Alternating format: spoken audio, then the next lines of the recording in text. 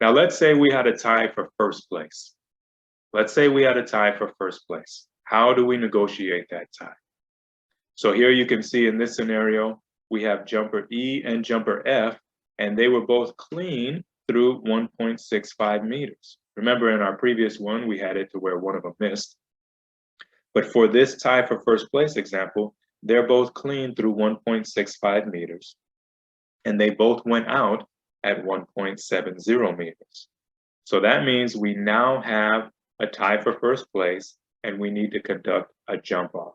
So the way that a jump off is conducted is those two competitors will be given one attempt at subsequent heights. Let me explain the heights in just a second. But understand this, it's a sudden death competition where they get one attempt at each of the subsequent heights. So let's look back here at our scenario. We have jumper E and we have jumper F. And once again, at 1.70 meters, they went out of the competition.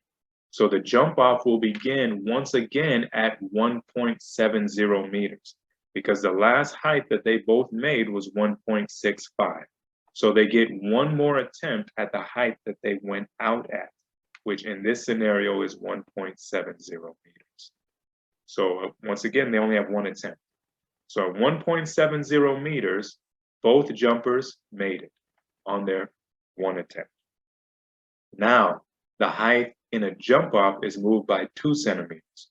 Remember, throughout a regular competition, the height is moved by 5 centimeters, but in a jump off specific scenario, the height is moved by 2 centimeters. So here, because they both made 1.70 meters, excuse me, their next height would be 1.72 meters.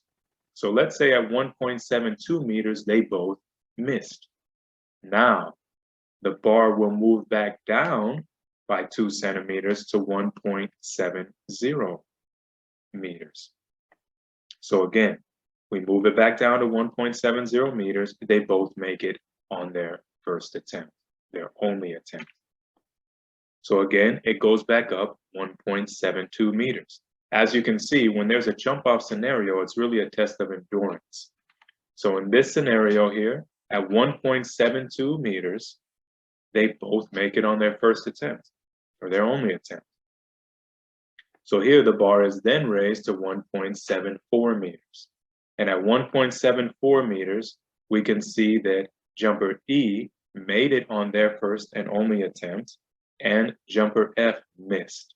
So therefore, in this context, jumper E would be the winner, whereas jumper F would come in second place. So you can see here that jumper E has the best mark of 1.74 meters, and jumper F has the second place mark of 1.72 meters. Now, understand that in a jump off, the bar always goes up and goes down by 2 centimeters. If they miss, then the bar goes down. If they make it, then the bar goes up. And you can see in our scenario that we really hovered around 170 and 172. But maybe you have a scenario where at 170, they missed it, right?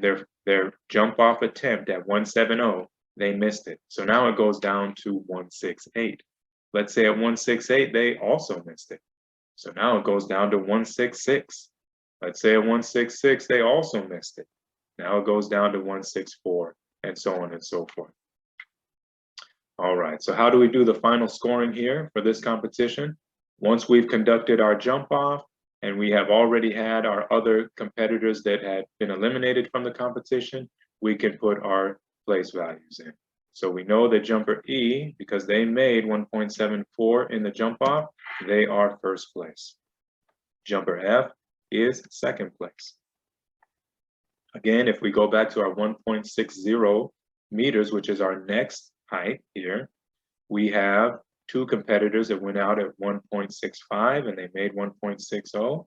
That's jumper B and jumper D. And both of them made it on their first attempt at 1.60. And they both were clean through the competition, meaning they had no misses all the way up through 1.60. So they will be tied for third, which we did that previously. Now at 1.55, we have again 2 competitors that we have to look at, and jumper A made it on his first attempt at 1.55, and jumper C missed on his first attempt at 1.55, making it on his second attempt. So therefore, jumper A is awarded the higher place, which again is 5th place because there is no 4th since we had a tie at 3rd, and jumper C is awarded 6th place. So this is basically how you score. This is the recap of how you score, and this is the recap of scenarios that you may encounter on a more regular basis throughout your officiating with USA Track and Field at the youth level for the Arizona Association. Now, jump offs, I'll tell you, are kind of rare. You may or may not get a jump off scenario. You may go a whole season when you never see a jump off. But if you do, at least now you know how to do it. The majority of scenarios are probably like this one here, where there's a clear winner, there's ties at 3rd or 4th or 6th or whatever, there's ties throughout the competition. So this scenario that's presented here in front of you, this is your usual scenario.